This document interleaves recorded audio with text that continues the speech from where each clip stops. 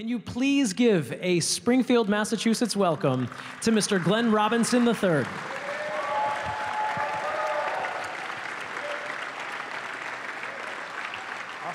Let's play, yeah, for sure. Yeah, take a seat. Glenn, that's the first time I've actually walked behind because you make me feel so small, so there's that. How's everybody doing? Good, good. So, legend is, Glenn Robinson III, that basketball and you had a basketball in your hand really since day one. When is your earliest memory of basketball? When did that love really kick in? Yeah, it's a funny story, that I always tell. So I was born premature. I was born 3 months early. I was supposed to be born in April. I was born in January and spent 2 months in an incubator. And my mom and dad put one of those small Purdue basketball in my incubator. So I like to tell people I've been playing basketball since the day I was born. So it's a funny little story. It's remarkable. It's remarkable because, as a dad myself, I like to think that everything I've done is going to have an effect. But gosh, that really took hold. It did. And now your basketball journey is fascinating as well because in 7th grade, you're 5'6". By junior year of high school, you've grown an entire foot. I'm still waiting for that growth spurt. But can you talk about the way that those years, and maybe, 7th grade is sort of late in the basketball journey as in 2017. So that entire foot that you grew, how did that affect the way that you were able to manage the game? Yeah, that affected me a lot. You hear stories of guys like Anthony Davis who, grow later on and, fortunately was playing guard, at a younger age so they can still handle the ball when he's 7 foot now. But, I always played guard growing up. So when I did hit that growth spurt, I think I got up to 6'3", 6'4", by the time freshman year hit, and fortunately, I was playing guard at a young age and, I continued to stay with my handles, continued to do the things that, the little guys did on the court. So when I got taller, I was prepared. I love that. It's the only sport, as you know, where you're playing offense and defense and then offense again. And so did that also help your defensive skills as well? To be able to stay low, to be able to fundamentally, and there's a lot of kids in here today, to be able to keep your mind on the fundamentals? It did, and personally, I think the fundamentals are one of the most important thing in the game today. You look at guys like Klay Thompson who doesn't even need to dribble the ball in the game, in order to score. So, there's a lot of different things that you can do to be effective, and personally, me with my game, I like to play both ends of the court, and I think that, I like watching a guy like Kawhi Leonard, a player who's able to do both. So I want to still continue to grow and be great in those areas, and I think that, like you said, going back to before when I was younger, that definitely helped me get to this point. And we were talking behind everyone a little while ago about how Midwestern guys, Big Ten guys, like to stay in the Big Ten. Can you talk to me a little bit about your decision to stay Big Ten, to cross state lines, I have to say that, and to go to Ann Arbor? What was it that Coach Beilein said to you that helped bring you to Michigan? Yeah, so I had my recruiting trip with Michigan, and, I kind of fell in love with the school. I took a tour, went to a football game, 120,000 fans everywhere, and, I really loved the school. I think that it gave me a great opportunity. I wasn't even thinking of league. I was thinking college. I was thinking grades. My mom was always on me about my schoolwork, and, the league hadn't even hit me yet. And, I thought it was a great opportunity. I didn't get any offers. I didn't have any big-time offers from any other schools at the time, and Purdue didn't offer me, Indiana didn't offer me. A lot of people don't know that, and they don't understand why I didn't go to Purdue because of my dad. But, I didn't get an offer from them. But, everything happens for a reason. Ended up going to University of Michigan for 2 years, and, it turned out for the best. It turned out incredibly. I mean, those teams, and your recruiting class specifically, really resonated with a lot of the country, right? You, Mitch McGarry, Nick Stauskas. Were there any conversations between the three of you? I know you had a relationship with Mitch earlier, right? Were there any conversations leading up to it about this being the group of guys that were going to go and do this together? Yeah, so 3 of those guys, you know, those 5 freshman class that I was in, 3 of those guys I played AAU with, you know, so we all talked about, you know, what if we did this, what if we did that, but, you know, we were all kind of scattered on that ladder of, you know, recruitment process. Mitch McGary was #1 at the time, #2 at the time, you know, I was like 20 or somewhere in that area. So we really didn't plan on going to school together. You know, it was one day, Mitch McGary was like, hey, I think I'm gonna go to Michigan too. I think I'm gonna commit. And I was like, all right, come on, let's go. And then we got Spike Albrecht to come too. So, you know, I was on a great recruiting class. I don't even think we knew how good we could be until we started hearing the talks about the Fab Five and stuff like that. And I was like, okay, we got a chance to be pretty good if they're comparing us to them. And then you were more than pretty good. 59 wins. Historically speaking, I want to put this in the context for people who maybe aren't as big a hoop heads as you and I. 59 wins in 2 years. The University of Michigan has a long basketball career, or a basketball history. There have never been 2 consecutive years in Michigan basketball history with more than 59 wins. Thinking back now, because it's several years in the past, when did you realize that, in fact, the hopes that you had, save for the national championship, the hopes that you had, the special times were there? Was there one single moment when you realized that it was happening? I would say we played Kansas. We were down like 11 points with like a couple minutes, 2 or 3 minutes left. And, you know, we were all in a bench. And, you know, I was a freshman. I was kind of quiet and really didn't say much. And I looked over to the team. I was like, we're going to win this game. And we came back by 11 or 12 points, and we won in order to get to the Final Four, I believe, but the Elite Eight, actually. And at that moment, I was like, all the hard work that we put in, all the time, all the effort, you know, that we wanted to get to this point, and we had that opportunity to go. We went back out there and, you know, took the lead and ended up winning that game, but we were down big with a couple minutes to go, and it was, you know, that whole faith and kind of the whole connection that you see. You know, I always tell people the NBA is way different than college. You know, the NBA, now people have families, people have other obligations to attend to, and it's like in college, we spend all our time together. We spend all the time in a dorm and just creating that friendship, you know, and I really seen that those last couple minutes in that game, we didn't want to let each other down. Can you take me through, because sophomore year was, again, another fantastic campaign for you guys. Your decision, it's one of my favorite declarations of eligibility for the NBA draft that I've ever seen, because it was you and Nick Stauskas together, a joint press conference. It seemed like, from the outside, an extension of that friendship that you guys had created in the dorms. Was there any reservations? Did you guys have any hesitation? Any, like, just last minute, like, are we really doing this? Yeah, we're really doing this. So it's funny. So my freshman year, actually, you know, after we lost in the national championship, we got back to the dorms, and a couple weeks later, I was working out in the gym, and I was in there probably about 1 o'clock in the morning. And Mitch McGary, he asked me when I got back to the dorm, he asked me, he's like, you leaving? You going to the NBA? And he was like, if you're leaving, I'm leaving. And I was like, you know, I haven't really thought about it, but I don't think so, Mitch. I was just getting a workout in. And the same thing happened sophomore year. Nick asked me, and I was like, you know what? I think it's time to leave. And Nick was like, yeah, I agree. So that's why we did the joint, you know, press conference together. You know, because we did everything together, like I said. Yeah. So we were all really close friends, and you know, no one wanted to take the shine on each other. So that's the story that I didn't know, but the story that I think secretly I was hoping you'd tell. Like just shooting it up in the gym. Yeah. Hey, let's do this. Let's do this. Yep. That 2014 NBA draft was special, obviously, for you. You're number 40 overall. The Minnesota Timberwolves call your name. But there's a moment when you realize that your selection meant that all 5 members of the starting 5 from the 2013 NCAA Finals had been drafted. Your name meant that all 5 guys were drafted. Can you take me through your draft day experience, your draft night experience?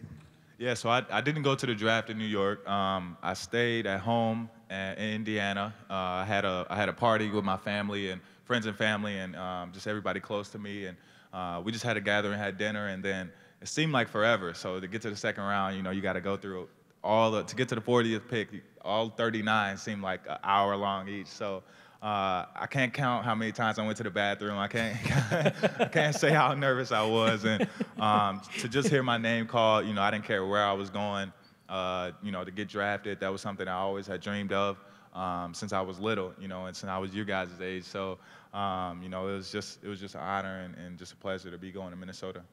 And this is the chance I was telling you about. After this question, I'm going to ask if any of you would like to ask Glenn Robinson III a question. So start thinking about something that I'm forgetting to ask him about. So think about that, and then I'll ask you to raise your hand. One of the great Hoop Hall staffers will recognize you and put you in line over here to my right, your left. Before we get to this season's dunk contest, I can't believe I haven't asked about it yet. I watch it every night. I imagine it's me. Even the people you're jumping over, I just imagine it was me the whole time. I want to talk about your move to Indiana. You're an Indiana guy. And so when Larry Bird says, after you're acquired, that he had been trying to get you for a long time because of some potential that he saw in your game, can you talk about the moment that you realized that it's not just coming home, but that is Larry Bird has shouted you out like that? Yeah. So when I got moved to the Pacers, Larry actually he made that statement, and he told me, he was like, look, at first he brought me into the office and he kind of scared me a little bit. He was like, yeah, we need to rip up this contract, because if anybody ever seen Larry Bird, he always has that stone face and never smiling, and he looks at me and he goes, yeah, he's like, we need to rip up this contract. And I was like, what you mean? I just got here. So, just after talking to him a little bit, it came in my mind that this is a legend telling me that these things, and this is a legend telling me, a Hall of Famer telling me that he wants me to be a key potential in this team, and he sees me at the time playing behind Paul George, and just getting better.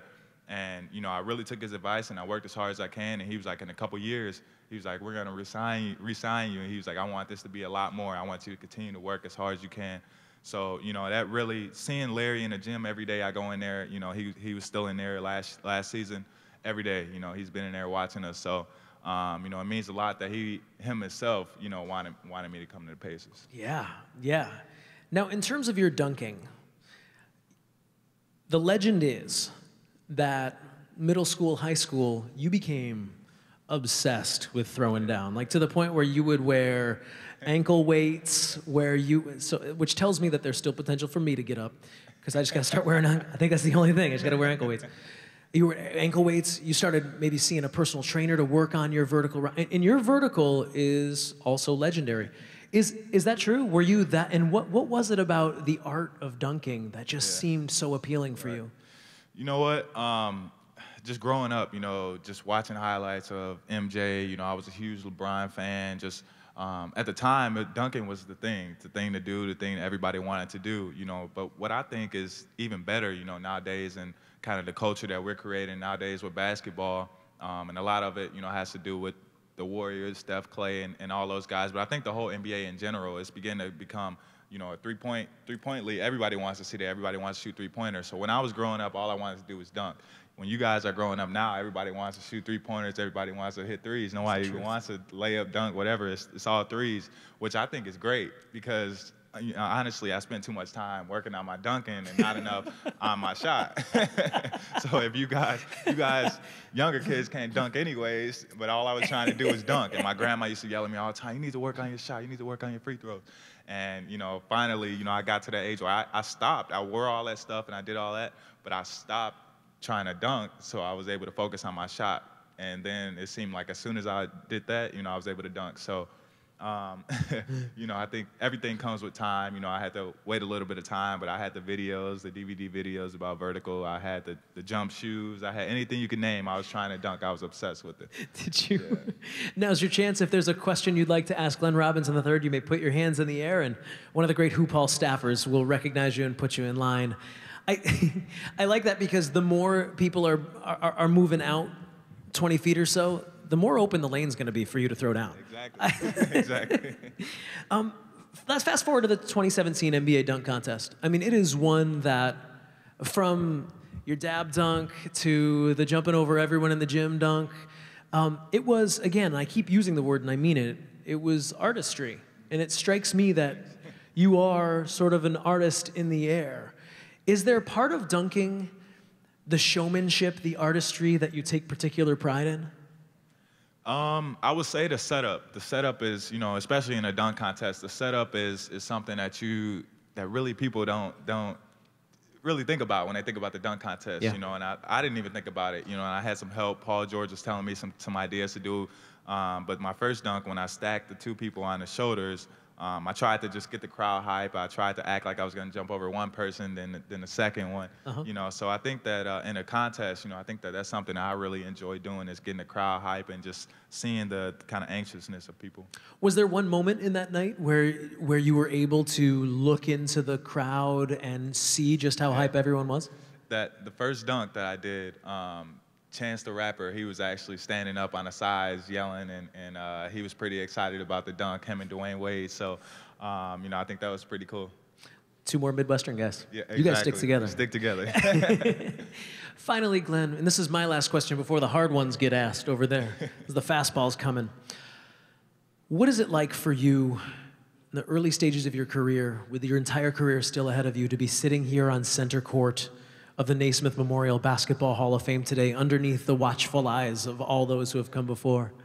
It's definitely a pleasure, to be here, and it just shows how much hard work and dedication, can give you. If I can give any advice to the young, people in the crowd right now, just continue to work hard. Continue to listen to mom and dad; they know best, and continue to work hard at anything that you want. It's always within reach. I never dreamed. I always dreamed of being here, but I always put in the hard work, and I just had patience. And even when people told me that I couldn't do it, I still kept my dreams alive and still inspired to be the best. And I put in the work every day. So that's my advice to you, if you could take that.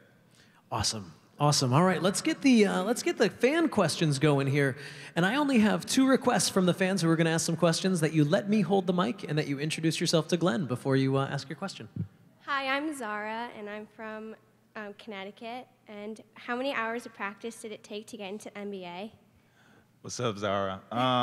So in high school, I used to wake up at 5:30 every morning. School started at 7:15, 7:30, and I used to get up about 700-800 shots, every morning, and that type of dedication is what it took to get me to college, and I worked even that harder to get to the NBA. So it's taken hours and hours of practice, and you just want to be the best.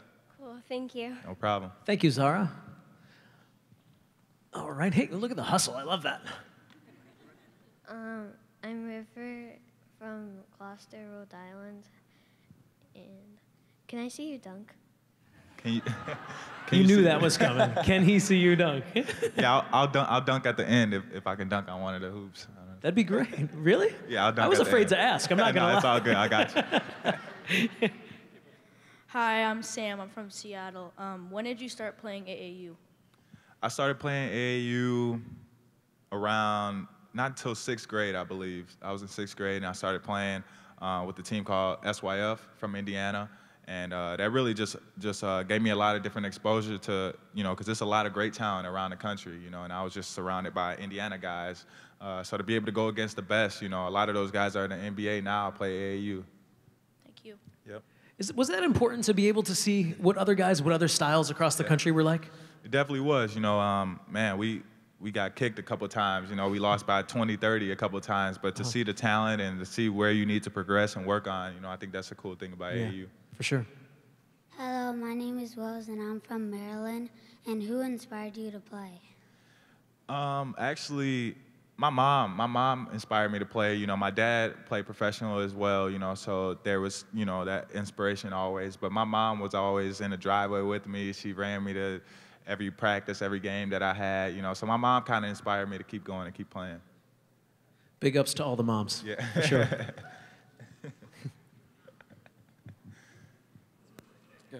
My name's Andrew, and I'm from Massachusetts, but originally from Indiana.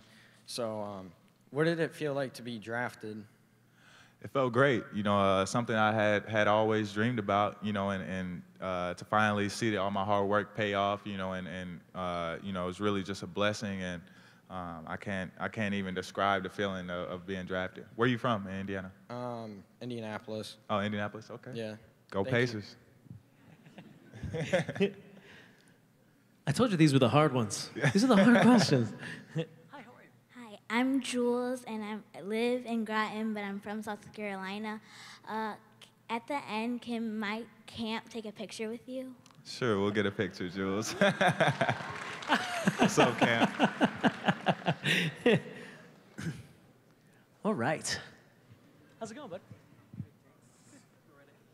Hey, my name is Luigi. How did you felt when you won your first NBA match?